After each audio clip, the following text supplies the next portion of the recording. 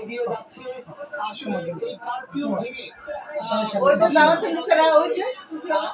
অতীতে এরকম কারফিউ ভেঙে এত এত জনস্রোত ঢাকায়, রাজধানী ঢাকায় কখনো হয়েছে এমনটি আসলে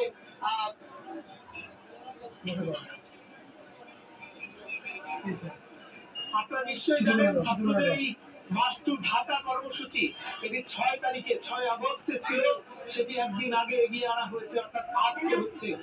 সবার মধ্যে আসলে এক ধরনের শঙ্কা ছিল যে মার্চ টু ঢাকা কর্মসূচিতে কি ঘটে, কি হয়।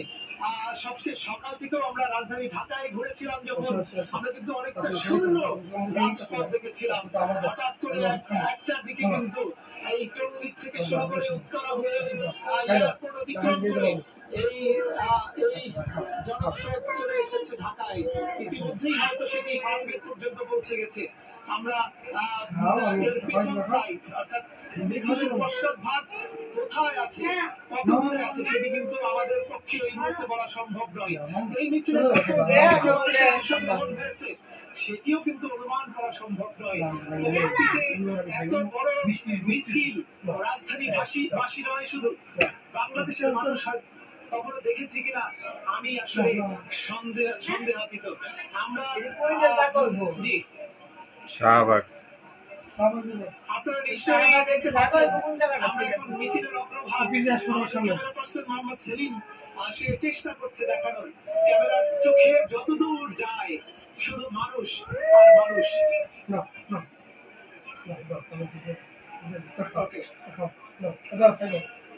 দর্শক আপনারা দেখতে পাচ্ছেন বনানী থেকে দেখাচ্ছেন আমাদের সহকর্মী মহিবুল্লাহ মহিব, সেখানে লাখো মানুষের শান্তিপূর্ণ জনস্রোতের খবর তিনি জানাচ্ছিলেন। আবাল বৃদ্ধ বনিতা শিশু থেকে শুরু করে আমরা দেখছিলাম যে সব শ্রেণী পেশার মানুষ এই শিক্ষার্থীদের যে ঢাকা চলো কর্মসূচি, সেই কর্মসূচির সাথে একাত্মতা প্রকাশ করে আমাদের সহকর্মী প্রায় অনেকক্ষণ ধরে দেখাচ্ছেন, 15 থেকে 20 মিনিট আমরা সরাসরি আপনাদের দেখাচ্ছি, কিন্তু তিনি বলছিলেন তারও আগে থেকে প্রায় ঘন্টা খানেক ধরে এই মানুষের জনস্রোত সেটি চলেছে, একদম ফোয়ারার মতো চলেছে জনস্রোত, মানুষের পঙ্গপালের মতো ছুটে এসেছে লাখো মানুষ।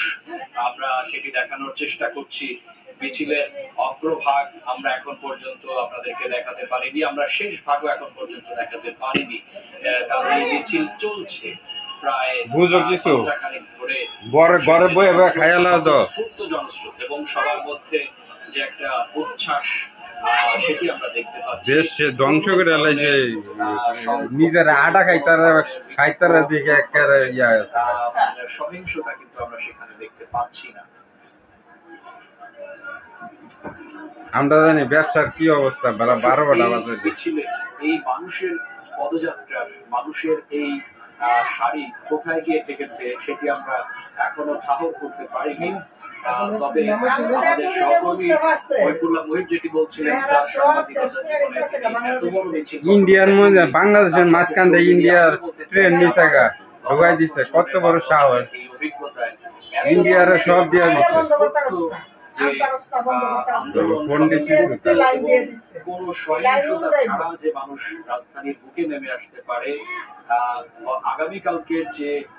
বাংলাদেশের উপরে ইন্ডিয়ার ট্রেন যায়, শিক্ষার্থীরা খুশি হয়েছে, তোমার কইছে খুশি। শিক্ষার্থীরা বারবার বলে আসছেন, রাজনৈতিক দলের কোন নেতার আহ্বানে এভাবে সাড়া না দিয়ে শুধুমাত্র শিক্ষার্থীদের আহ্বানে সাড়া দিয়ে লাখো মানুষের পদচারণা রাজধানীর দিকে, এটি সত্যি বিরল। সেই ঘটনার সাক্ষী আপনারা নিজেরাও হচ্ছেন, আমরাও সেটি আপনাদেরকে সরাসরি দেখাচ্ছি। দর্শক, আমরা আবারও আমাদের সহকর্মী মহিবুল্লাহ মহিবের কাছে চলে যাচ্ছি সেখানকার সবশেষ পরিস্থিতি জানতে।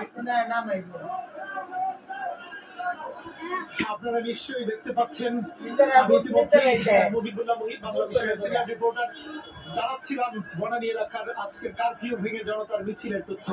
আমি এই মুহূর্তে রয়েছি বনানীর যে কাপুরি ফুটওভার ব্রিজ, সেই ফুটওভার ব্রিজে। আপনারা নিশ্চয়ই এই জনস্রোত দেখতে পাচ্ছেন। কারফিউ ভেঙে মানুষের স্রোত নেমে এসেছে রাজপথে। কেউ পতাকা উড়াচ্ছেন, কেউ কিন্তু আনন্দ মিছিল করছেন।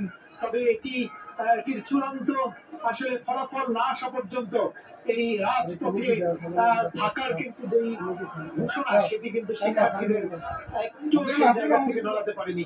আপনারা নিশ্চয়ই ইতিমধ্যেই জেনেছেন প্রায় 1 ঘন্টা আগে যে মিছিলের অগ্রভাগ বনানীতে এসেছিল, সেই মিছিল ইতিমধ্যেই ঢাকার প্রাণ কেন্দ্রে ঢুকেছে এবং এই মিছিলের পশ্চাৎ ভাগ কত দূরে সেটি কিন্তু ক্যামেরায়